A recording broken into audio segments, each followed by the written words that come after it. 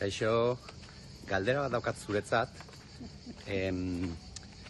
Sormen prozesuan eukitzen duzu blokeorik edo estresa edo neurosia edo horrelako zerbait. Zinean ikusi dugun bezala, El Resplandor pelikulan edo horrelako jarrerak edo eukitze dituzu, normalian. Serio esan du, Oso serio. Hau zeitza, Amankaiz. Hau da nire maitia, osea, lain, zein diozu hemen agertzeko, en fin, sorprendiuta nago, zebea ez da bate telebista zalia, telebistan beste aldian eotia gustatzeio, baita ere oso sortzailea da bea.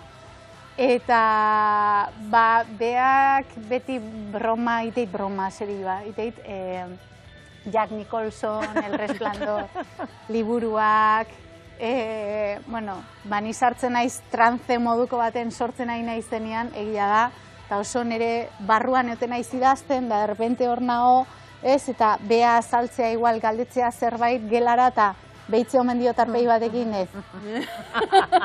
Zia zupaken otzea biziko. Absoluta izan. Bai, oso zerta, Arduan beti adarra jotzeit horrekin. Ostras, gorritu inaiz pixkat, bai. Baina gustatu zaizu. Asko. Osea, bai, maiten hau, ze hau iteko behar. Hombre, seguro.